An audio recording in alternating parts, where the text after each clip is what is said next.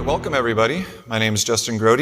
I'm a data center solutions architect with Allied Digital, and today we're going to be talking about Azure Functions. I call this Azure Functions the missing manual. We're going to go into some things that either aren't that well documented with Azure Functions or some tips and tricks.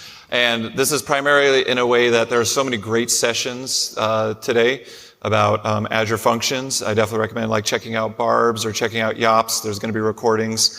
Today we're going to go into sort of more I've worked with Azure Functions for quite a while, several years, all the way through the initial release of the PowerShell version of it. And I've sort of developed my own best practices and sort of my way of doing things. So there's plenty of other ways to do it. This is just sort of my way of doing things, and I hope you guys learned something from it, and I hope it's very helpful. First and foremost, I absolutely want to thank our sponsors. You've heard this every time, but it's really true. I mean, they helped make this what it is. This is such a wonderful venue, such a wonderful team helping out here, and it can't be done without them. So definitely check out their booths out there, watch their presentations during the coffee breaks. We're really happy to have them. And specifically, thanks to my company, Allied Digital, for sponsoring my travel. It's a multinational MSP. We do all kinds of IT delivery and management, manage all kinds of stuff with the back end. You're going to see one cool thing we do just with our back end that we solved with Azure Functions today. So if you need a managed service provider, definitely come and check them out. And one final thing, most everybody has masks on. Just a reminder to have your masks. It's for our protection, and especially for those who are vulnerable. And it's part of the reason that we even get to be here together today. And I'm really happy that everybody's being pretty good about that today. And it's just I have a partner who's immunocompromised, and so it means a lot to me that everybody here, is being respectful of everybody. It's very appreciated. So again, my name's yeah. Oh, I'm sorry, yes, and I got to do a plug today. Last minute, unfortunately, the session at 3 o'clock was canceled, so there's going to be, I'm going to fill in for that. I'm going to be presenting on secret management and making your own secret management provider, what that looks like. It's a lot easier than you think, so come at 3 o'clock and check that out. It should be on the session schedule if you're interested. So again, I'm Justin Grote, Microsoft MVP for hopefully 3 years running. Haven't got my confirmation yet, but I got my swag, so I'm going to hope that it's all good. I've been a PowerShell user for about 15 years, really kind of started in the Exchange 2007 days and a little bit before that, but that's where I really cut my teeth. This is my GitHub. Those are my GIFs, which are sort of like little mini scripts. There might be stuff useful to you. Anything I have will go there. All the notes and such for the presentation will go here. Gail finally merged my PR this morning, so my presentation yesterday is there, and all the notes here as well as the sample app that I'll build, the information will be there. And you can find me on Twitter. Pretty much anytime I solve something or help somebody out on the Discord, that kind of thing, and come solution, I post it out there. So definitely come check that out. I recommend it. So, one thing I want to talk about right away before we even get any further is why should I do Azure Functions? Because there's plenty of things, oh, look at this, it's cool. Look at this function you can make. Look at all these things you can do. Okay, yeah, but what does that actually translate to? What can I actually do with it? So I'm going to give you an example of something that we do at Allied Digital in the real world. So this is an Azure function that I built. These are some statistics that you get automatically for free as part of a thing called Application Insights. This is a piece that basically is a ticket integration piece that I wrote. We have a monitoring system, PRTG. It's well distributed. And we have our own homegrown service delivery platform, Auditas, Allied Digital Integrated Ticketing as a Service. It's a big acronym, but that's sort of our homegrown, what we use for our service management. And we needed a way to integrate the two. There's no out-of-the-box option for that. And, there was all kinds of plans and thoughts and giant budgets to make this integration happen. And I just looked at it, I'm like, so we just need to take this one JSON formatted thing and convert it to this XML formatted thing and vice versa. We basically just need a bridge, right? Well, I know how to use convert from JSON, and I know how to use, export XML and just manipulate the PowerShell objects to convert one ticket format to another. Why don't I give this a shot? So that was, probably started that project, I want to say 4 years ago. Now in a month, this is for a month, it processes 3.73 million requests in a month. And you can see sort of the breakdown of the various components. It's very simple. You have 3 Azure functions. You have an HTTP place where the webhook from the one system just sends their version of the ticket, and then that gets dropped into a queue. There's another function that's constantly watching that queue, and as the queue fills up, it picks up those functions, and then takes it and then does the conversion work to convert it into the other format for the other one. And then that gets dropped into another queue, and then another one function picks that up, and then takes that and then publishes it to the receiving system. And that's all the function does. It's not that many lines of code. Unfortunately, I can't show you the code here, but it is, trust me when it's like, it's literally just basically like if you were to have a PowerShell script, it's accept the thing, pipe it, change the couple of the properties for what we need, and then convert it to JSON and then send it out to the other system. So here's kind of a view of what that looks like in the request. So you can see it's kind of spiky traffic because that's just the nature of the business of why this made sense as an Azure function. Is there's times when, it's about 40K like a day, that kind of thing, but there's days it spikes up to like 250K in a matter of a couple minutes. If a whole customer environment like goes down and all the correlation telemetry all has to come back, we need a way to be able to process all those tickets and handle them. But we also don't want to build out a farm of 15 servers that each cost 50 grand, 100 grand each, just to handle the few times that this happens. So I wrote this function, and if you look at this is the last time I deployed the function. I haven't touched this code since April of 2019, and it's a critical linchpin for our business. I haven't had to. I don't have to do updates. I don't have to refactor. It's just a PowerShell script. And everything about the environment, everything how it scales, everything all that is just handled by Azure Functions. When we say serverless, I don't have to care about the servers. Like I just wrote my code and it handles everything else. When I put them in those queues, if it gets really backed up, it automatically scales those things up for me. Sorry, I forgot to really want to emphasize that. Like I have not touched this code since that day. It's mission critical software and I don't even get called about it. It just works. So a key thing here is like serverless doesn't mean there's no servers. I'm in the same boat. The first time somebody told me serverless, I'm like, come on, there's always servers. The cloud is just somebody else's servers. But it's more of a term that I've been willing to kind of come to adopt with the sense of like, it's serverless in the sense that you don't care about the servers. But they're still there, and it's good to know about them. So this is a graph. If you look there at the very top, I know that's kind of small, but in the presentation, there's this language, Cousteau, which looks a lot like PowerShell, it's got the pipes and everything. But it's a query language, kind of like SQL. And it's great. If you use Azure, you're probably aware of this, but it's a great tool to get information really quickly. So you see with that really short query, you can probably read it and kind of get an idea of what it does. But basically, this is like, show me how many Azure Functions instances are running at any point in time, averaged over 10 minutes for a month. And then just render it as a graph for me. Just render time chart. Boom, got a graph. So if you look at this, most of the time, there's about 4 instances running in the environment. But there's times like that same spike, if you see correlates to when I had that huge amount of traffic come in, the system went up to 20. Did we open a ticket for that? Did we get our Azure engineer to scramble and make a bicep template to make that work? No, I haven't touched it since 2019. It just happened. The queue filled up. Azure Functions automatically spun me up a bunch more instances up to that 20 until now that many things are processing tickets in parallel. Eventually the queue went back down. And then it said, okay, we're done with that burst. We can slowly ramp those down. I didn't write any of the logic to make that work. I didn't have to learn that. I don't have to learn anything about autoscale. I just said, connect this queue to that queue and have this function pick it up. Everything else happens for you. It's automatic. So it's resilient. So one of these little guys fails, whatever. It goes back into the poison queue, comes back out, retries again. Same thing, like when the end system goes down, if those tickets fail, it just goes back into the queue until that system comes back up. And then those tickets go back out. Didn't have to write any logic for that. Didn't have to say if the server's down, wait. I just said, send it out this way, and everything else just get handled. If the function throws an exception, then it just goes back in the queue and it tries again. And the only thing I tweak is maybe how many times I want it to retry before I want it to go into this other bucket that maybe later I handle if there's a bigger problem. So this is the guts of Azure Functions. You don't really need to know much about this, again, because it's serverless, you don't care, but it's always good to know, is that Azure Functions are basically just scripts running on top of Azure Web Service, or App Service, excuse me. So if you know Azure App Service, where basically the place to run IIS stuff, as I like to know it, because I don't get into that world much, there's this little piece that runs on that called Web Jobs. And on top of that Web Jobs piece, there's the runtime, which is the actual host. And then on top of that is this little piece of code that is the Azure Functions host, which talks to that general worker through a gRPC. And that's where, up at that point, is where your script runs, the language runtime part up there. But again, everything that's not green, you can spend your whole career in Azure Functions and never touch. But if you want to, all the code's open source. So how the Azure Functions PowerShell worker works, if you really want to see how the sausage is made, you can, it's just a C# application. You can just go out to the GitHub repo and look at it and submit PRs, and like I have, and like there's been things that annoyed me that I've gotten fixed. Like, it's awesome.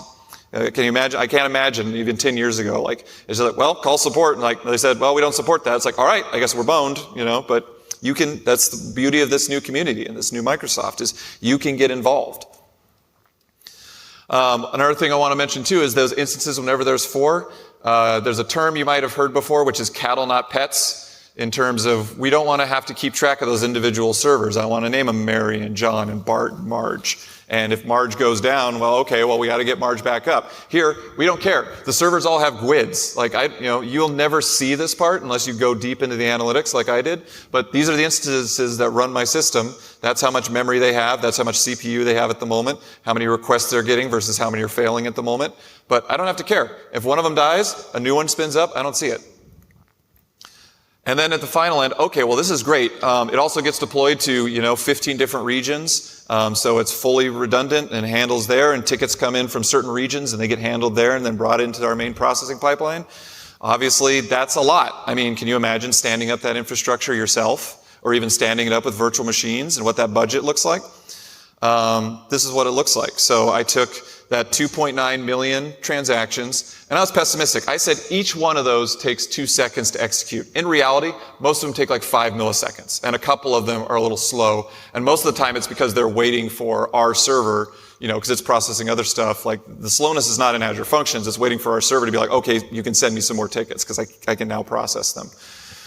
So you kind of look at this, and this is just sort of the price calculator you can go at. So again, 2.93 million tickets a month.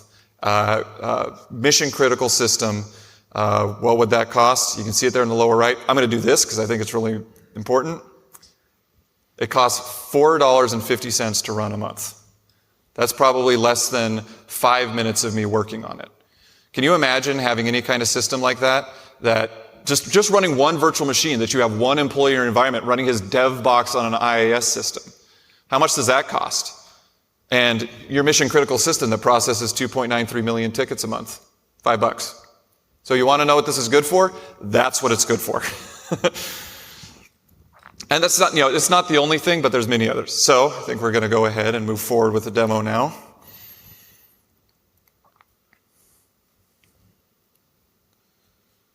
So what I'm going to show you is sort of how to get started with a lot of developing of Azure Functions and how to really work with them. So there's a lot of different ways you can do that. And I'm going to show a lot of ones that really integrate well with GitHub. So how many people here have been to a session or have heard of GitHub code spaces?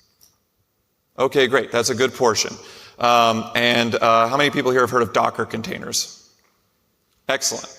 So you can do all of this stuff locally on your computer. You can develop Azure Functions and never have to actually go to the Azure portal to develop them. You can do them all completely on your computer. You don't even need an Azure account. And so we'll start with that level of management. So I just got a Git repo here. I did a quick start here, and I'll just go ahead and I got to do this a little differently because I got my fancy little demo VSCode here. Quick pro tip, I guess I'll throw out here as a tangent, which I'm good at.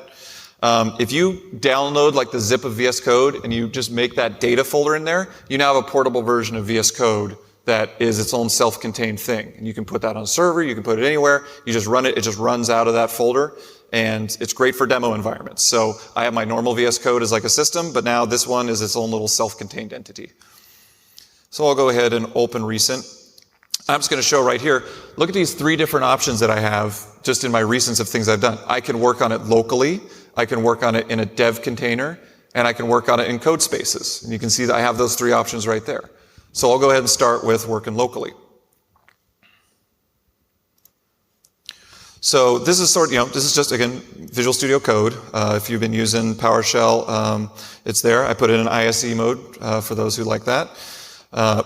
Excuse me, I'll blow it up just a little bit. So I'm not going to spend a lot of time on like what an Azure function is or the structure of it. I'm just going to kind of show here in this environment of Azure function, when you do it, you can go ahead and make all these tasks and launch and run, and you have these options to go ahead and start it up. So I have this, I want to attach to my PowerShell functions. I can also do a run task.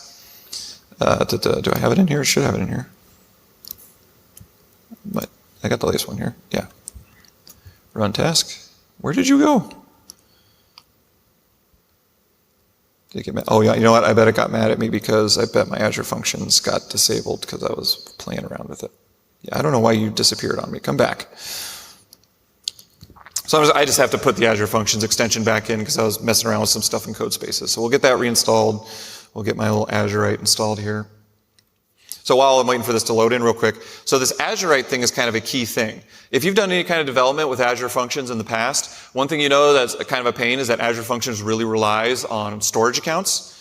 And what you used to have to do is you used to have to install this thing called Azure Storage Explorer, which was great for its time, but it was basically a front end in front of this giant SQL database, and it was like a local install of SQL. So it only worked on Windows. You had to install all of SQL in order to use this thing. It was super heavyweight.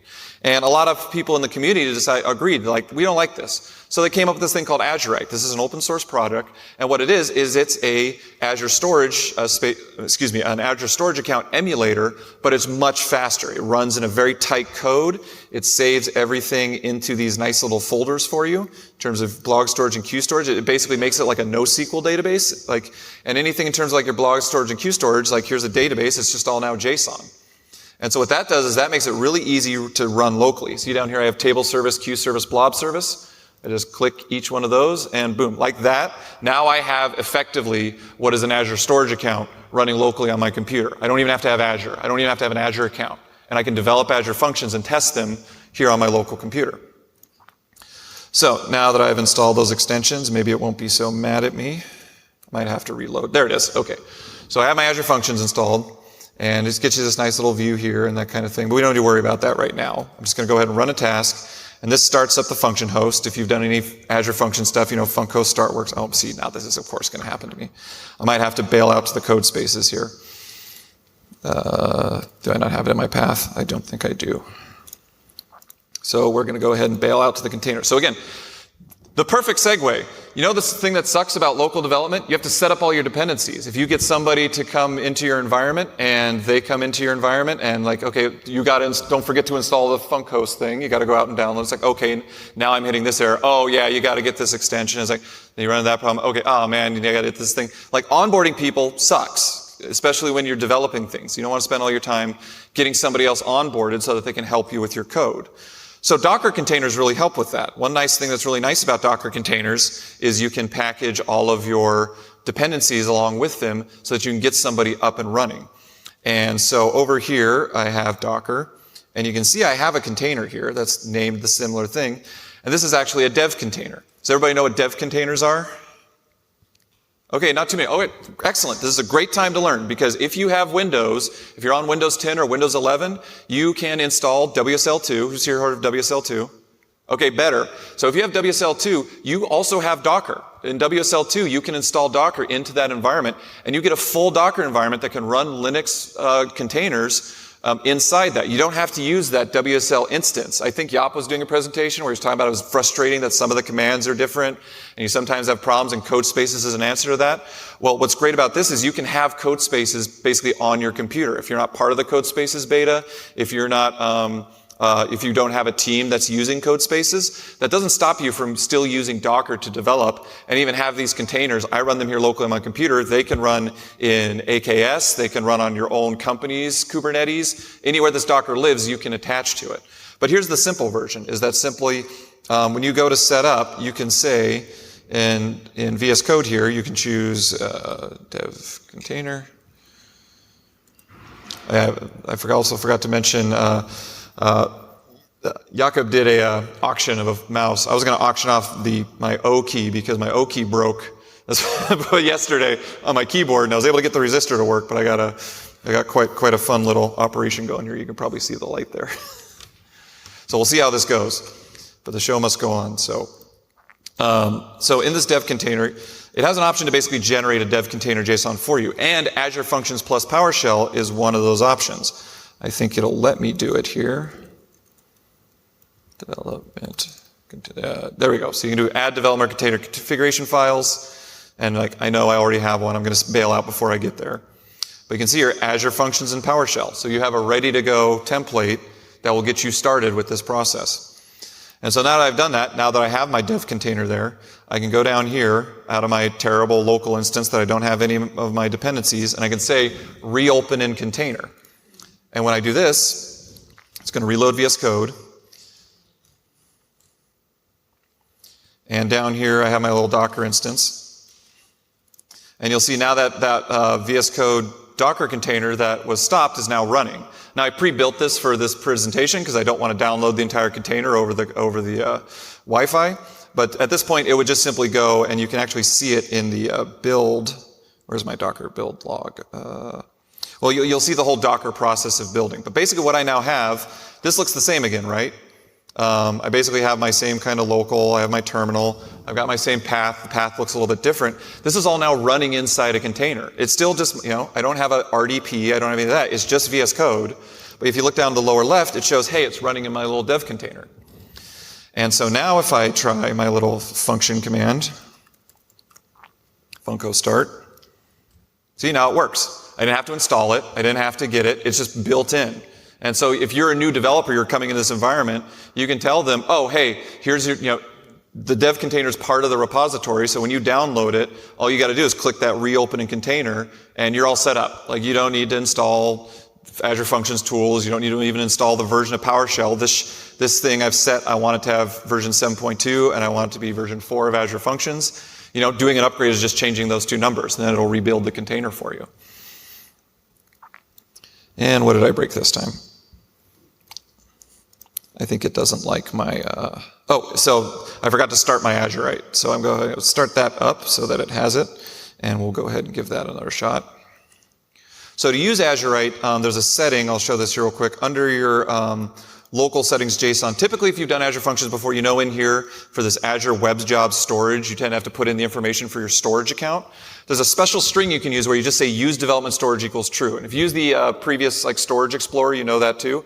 If you stick that in there, it just tells it to go to the local host on these particular ports. And if you take Azurite and you go ahead and start up your that little Azurite storage emulator, it'll just use that. And in fact, what I'll do is I'll go ahead and clean up my Azurite, just do a clean. And now all that's gone. We can probably delete all this blob storage we don't care about. Whatever's in here, we'll just take all this stuff and delete it just to start it from the beginning. Let me go ahead and reload so that it isn't running. So starting the dev container. And so this is just Docker running. You see it's just doing a Docker run. It's doing that. It's downloading my stuff. It's checking. I've got all my layers downloaded. Okay, everything looks good. Great.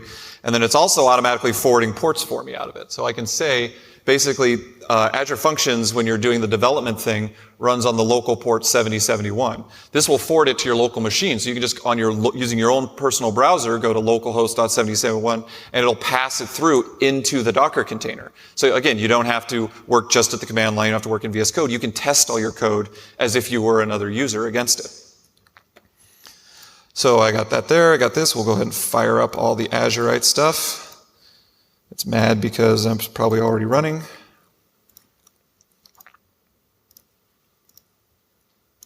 How you expected? Oh, did I fat finger this? I bet I did. How about we just not save that? Don't save.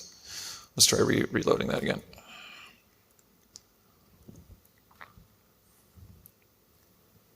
Get that dev container started up again, cleaned up, refreshed. And again, cattle not pets. Like my old dev environment I screwed up, I'll just refresh it, it'll be fine. Get the queue service and the blob service and everything started up. Looks like it's already running. So we'll go ahead and do a run task. Get this going.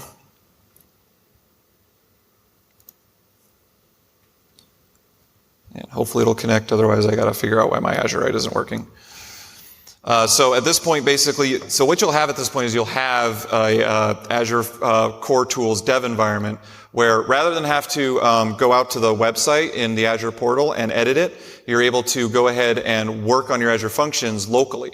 And so you're able to see it, and every time you make a change, it'll refresh and watch, and I can already tell it's not connecting. Yeah, what it did not like this time.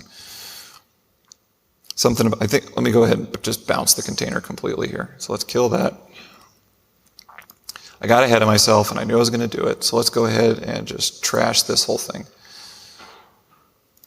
Delete forever, yes. But again, I don't care, because it's cattle and pets. So we will go ahead and go here, and we'll go ahead and open folder and container again. And hopefully all my cached layers should still be there, so I don't have to download over the Wi-Fi. Go ahead and reopen this guy as a dev container.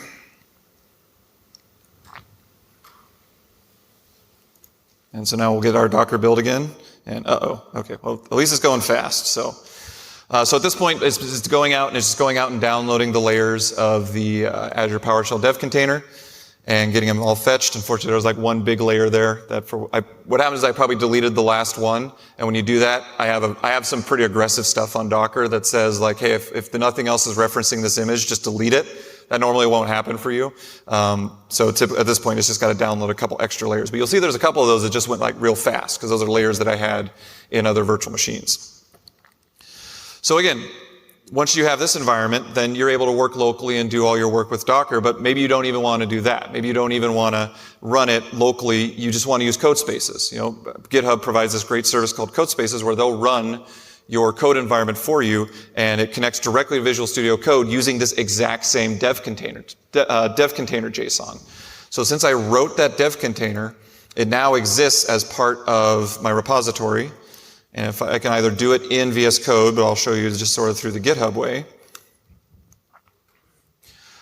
You'll see over here you have the code button, and there's my dev container with my dev container information. So since I have that, I can click this code button, and you'll see I have a code space. So this is one that I generated earlier. I get a nice auto-cute generated name, Cautious Bassoon.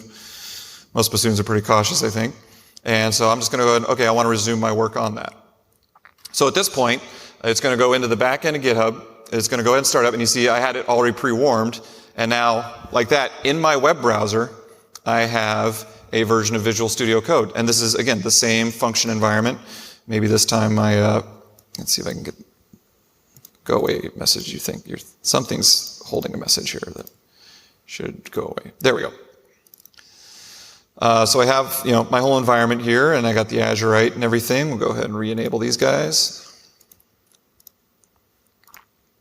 Start up my table service, my queue service, and my blob service, and so there they all are. And this is all, again, just running in GitHub. Again, this is a web browser. There's my URL right there. And let's try my func start one more time.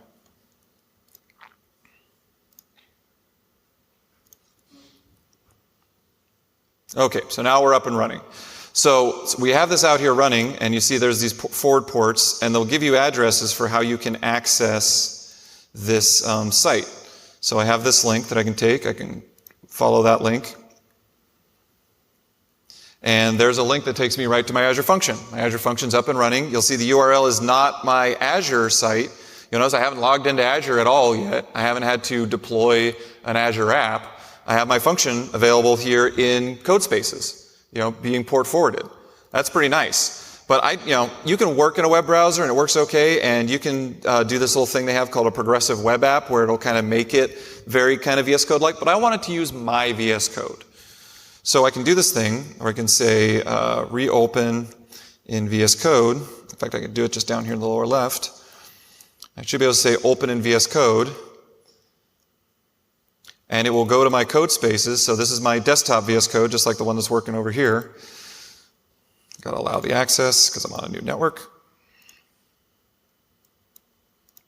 And now I'm connected to the same one I have over here. But I got my theme, I got all my local stuff, and I have my code spaces here, and everything's here, and I can go ahead and start up the table service. Well, I can't start up because it's running in the other instance right now, but there you go. You have access to it, and I can go ahead and close that tab.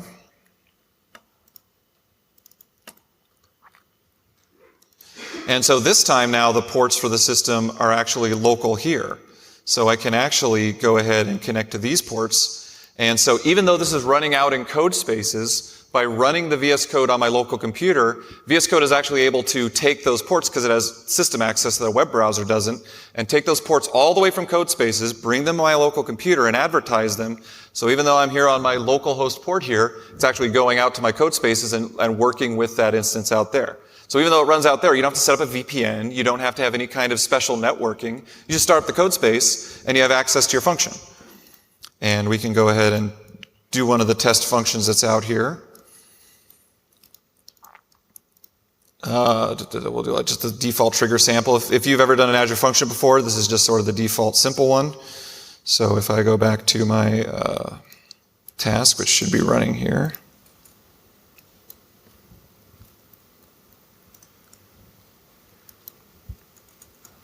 That is there, and then we will get to the function itself.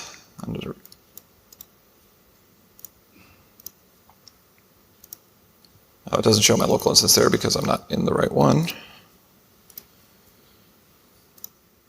All right, there's my local project. So I got my functions here, and so I can take this default HTTP trigger sample, copy the URL, bring it out into my web browser. Or if you don't want to go out to your web browser, this is a fairly new thing that's in VS Code. You can type simple here. You see this simple browser show? You can get a browser inside of VS Code as a tab, which is kind of nice. And I got to fix this because my ports all duplicate. Normally this will map to the same port, 7071 to 7071. I already had a version running here, so it automatically just picked a random one. So I just got to update this port here, 56362. And there's my Azure function. It's running, it's there, it's triggered, and everything is good. So that's how you can get in, and you have this ability to go ahead and run and test your functions. And again, there's two things you probably noticed I haven't done. One, I've never logged into the Azure portal once. Everything I've done is here in VS Code. And two, I don't even need an Azure account. I can get to this point and develop Azure Functions without even having an Azure account and test it and get a fully operational version using the host tools emulator. And it's very comprehensive. Like, this is a very simple example, but like, you can test queues, you can test durable functions. I can go ahead and do a durable function test right now. If one of my 4 VS Codes I have here actually has it visible. If I go to this guy here, my durable HTTP demo. If you don't know anything about durable functions, you don't need to worry much about it. But basically what it is, this is basically like, accept this thing, goes off, tells it to go off and do something, and then tells the client, hey, here's where you can check until this thing is done. So this is really good for, like, if you have a client application or a commandlet where you want it to go off and provision a bunch of Azure infrastructure, which you know is going to take like 10, 15 minutes, rather than lock the browser and make them sit staring at a spinning wheel, you can make a front end to this that says, okay, we're deploying your thing, and your app can just keep checking this refresh URL until it's done and get a status on how the command's going. And as you go through, like, the next thing it does is you can create a user. You have that there. And you have under your create user, if you don't know this, you can actually, rather than define or run PS1 directly in the folder, you can do this special syntax where you can specify the script path as a PowerShell module and then specify the entry point. And then you can write your functions just as PowerShell modules. And so you got that. You know how to test those. You know how to run Pester tests against that stuff. Here's my create user test. There's nothing Azure Functions related in this unit test. I'm just testing code like I know how to test code. But then if I want to test something more specific, like I actually want to test the function, make an end-to-end test, then I can, have my base URL, have my little local emulator here before I've ever even deployed it out. And I can go ahead and test that when I run it, that it triggers successfully, that it says hello when I do a get with the correct naming. All of that, you can do all that kind of testing too. So you can do both kind of testing. You test it as if Azure Functions doesn't even exist. Even, do that within your own module. And if you make a module, you don't have to do this whole run.ps1 thing. You can just simply reference the function in your module. And then that's your entry point for that particular function. So I'm running a little bit long. I'm going to go ahead and stop at this point for some Q&A for any burning questions. And if we have some time, I'll show you how Azure Functions slots work. So anybody got any questions at this point? Yeah. You talked about your example at the beginning with your storage queue, like sending stuff back to the point of queue if it wasn't processed. Yeah. Is that just using PowerShell logic and then a push output to a different queue? So the question is, I talked about with my the example that we use at Allied Digital as an example. That's a simple like sequential thing that's connected with queues. The question was that normally a queue will retry 5 times. Like if the function throws 5 times, it'll go into this thing called a poison queue. So you're asking, how do I handle that? Well, the good news is that the poison queue is just another folder in the queue. In the Azurite, you'll see it here, but if you use Azure Storage Explorer or something, go ahead and just create a function that has a queue as an input trigger, and then just have it say throw oops, and then send stuff into the queue. What you'll see is that your stuff will bounce into the queue 5 times and it'll go over this poison queue. All that happens automatically. You don't have to write any code for all that. That's done with things called input bindings. That's basically, there's another great presentation that's recorded that teaches you how to write your own input bindings in C#. But you normally don't have to worry about that if you're not getting super advanced. There's a great range of all kinds of things you can do. So to not get too tangenty, which I'm really good at doing, to answer your question, what you do then is that poison queue is just another queue. So you can make an input binding that watches that queue. So basically, if anything goes into the poison queue, you can have a different function that maybe does a little bit more work. It looks at the thing. So typically what you do is like, if you have things that are retryable errors, then you just throw the exception because you know it's retryable.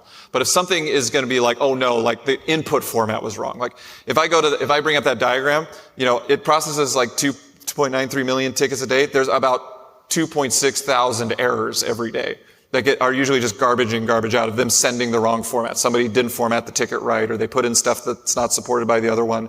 That's stuff that we don't translate. So that stuff, when it sees that gets dropped into the poison queue because you can do a special push output binding to say, no, short circuit that, don't retry it 5 times, just send it to the poison queue. There's another function that watches that poison queue and then looks at that and says, you know, if it's one of the things that we know about, then it has the info of the person who submitted the ticket, and then it triggers a function that sends an email to that person saying, hey, you're sending stuff the wrong way. Again, haven't touched the code in 3 years. Those emails still go out. I don't do any of that stuff. It just works, and I don't see any of the tickets. Like, nobody calls me for tickets. It just works. And then the other bucket is that if it's something that we don't recognize, if we don't know how to handle the exception, then those just go into a catch-all that goes to our IT team. But so far, the stuff that's gone to them, we seem at this point to have handled all the use cases that we're aware of. That stuff that goes in there is very rare. Again, I haven't gotten called on it in probably a year and a half. And so, so that's how that handles. And again, how all that works, nothing special, no C# you need to know. You just make another function, and when you define that function JSON for the input binding, you just specify the poison queue rather than the default queue. Yeah. Any other questions? All right, we got a little bit of time, so I'll show you how deployment slots work, which is a feature that most people don't know about. Who here knows about deployment slots in Azure Functions? Well, of course you do, April. I mean, okay, so great. So deployment slots are a feature of Azure Functions that I feel is one of the most underutilized features. For a long time, it was in preview. You know, it wasn't like supported for like functions, but now it's fully GA supported for all functions, including PowerShell. And I'm going to show you how easy this is.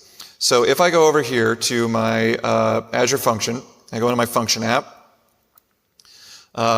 This is a version of the thing that I've deployed. It's the same system. I right-clicked it and just right-click deploy to Function app. You can do this with GitHub. You can do it with a GitHub action to deploy every time you do a commit. That's typically how I recommend you do it.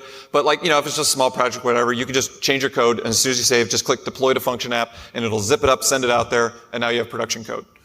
But you also have this thing called slots. And so if you go in here, by default, even if you're using the consumption plan, which is the cheap plan, you get at least one slot. So I always just name it test. So the way that slots work is a slot is an entirely separate deployment environment within the same context of your function app. So what that means is that you have a place where if you have some code that you need to canary and test, you can deploy it to this thing called a slot. And it works the exact same way. You right-click it, you deploy to the slot. Do you want to go and deploy? I already deployed this earlier, so I'm just going to go ahead and browse to it.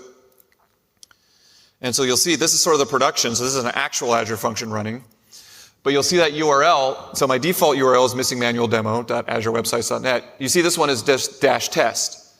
So if you have some new code that you're rolling out, like in our case when we do the ticketing system, if let's say they wanted to add a new schema property and we want to test that works. So we put our new code on this slot, and then what happens is that they can direct some of the traffic to that one and see how it goes. And then if stuff totally errors out, it's like, okay, we'll fix that, but we don't take our production down. So this is one of the big problems with most systems. Like, you know, everybody here who's been a system knows like the fun of doing like stepwise upgrades to systems and planning downtime windows. What doing this slot thing does is that you now have two functions that are fully warmed up. And what you can do is you can just simply right-click this guy and say swap slot. You can say, where do I want to swap? I want to swap to production. And then right here, what it's doing right now is it's taking the two functions, which are in equal standing, even though it says production and test, like they're the same like power of systems, the same instances and everything. And what it's doing is it's taking this one and basically putting it into the production place, relinking, it's basically like changing DNS entries to point to a cut over to this server and move the other one back out. And it does all this, in very quickly to the point that you usually don't miss a transaction. Any transactions that already showed up in the old system will continue to process there, but any new ones just show up in the new system. So this is it's A/B testing. And so you can just do this hard swap like this is here, but you can also do like ramp ups where you can say like, I only want 10% of the traffic, then we try 25%, then we try 50%, and we ramp all the way up to where we need to be.